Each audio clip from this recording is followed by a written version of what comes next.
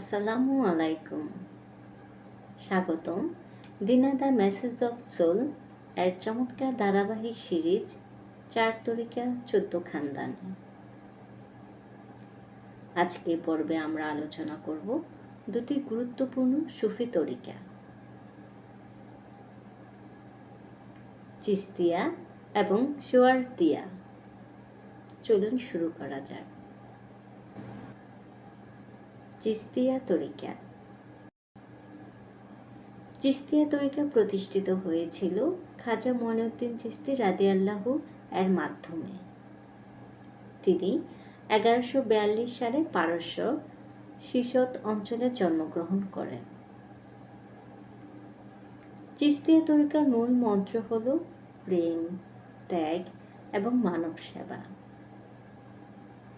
খাজা মঈনুদ্দিন চিশতি বিশ্বাস করতেন আল্লাহর ভালোবাসা প্রকাশ হয় মানব সেবার মাধ্যমে। তার এই বাণী তার অনুসারীদের জন্য পথ প্রদর্শক হয়ে ওঠে। চিস্তিয়া তরিকা দক্ষিণ এশিয়ায়, বিশেষ করে ভারত, পাকিস্তান ও বাংলাদেশে ব্যাপক জনপ্রিয়তা পেয়েছে। এর কিছু বৈশিষ্ট্য রয়েছে। প্রেম, আল্লাহর প্রতি নিঃস্বার্থ ভালোবাসা। ত্যাগ, দুনিয়ার লোভ ত্যাগ করে পরকালমুখী হওয়া।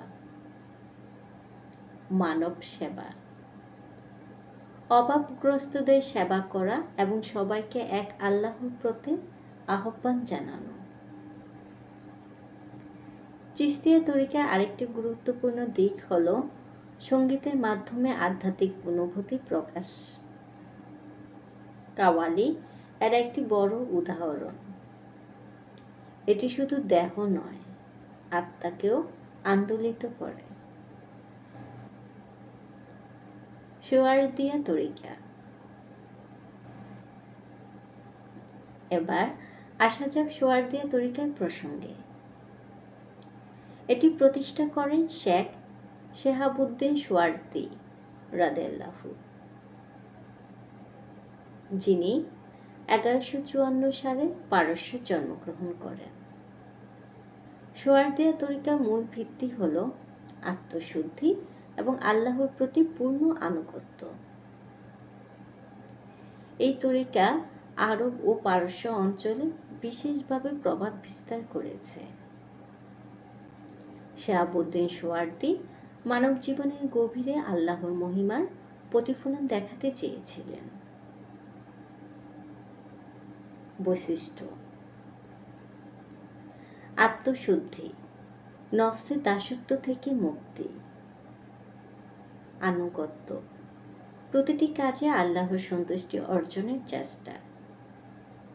জ্ঞান চর্চা, আধ্যাত্মিক ও জাগতিক জ্ঞানের সমন্বয়। সোহরাওয়ার্দিয়া তরিকার অনুশীলন ছিল গভীর ধ্যান এবং আধ্যাত্মিক জ্ঞানের অনুসন্ধান। এর মাধ্যমে মানুষের অন্তর্গত আলোর পথ উন্মোচন করা হতো।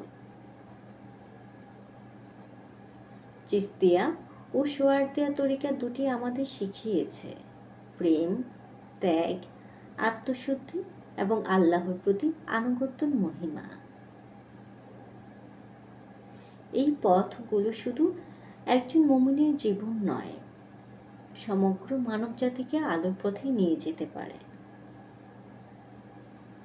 আপনাদের কি মনে হয়, এই দুই তরিকার শিক্ষাগুলো আমরা কিভাবে আমাদের জীবনে প্রয়োগ করতে পারি? কমেন্টে জানাতে ভুলবেন না। আমাদের সাথে থাকতে এবং আরও আধ্যাত্মিক কন্টেন্ট পেতে দিনা the message of Sholay subscribe করুন। আল্লাহ।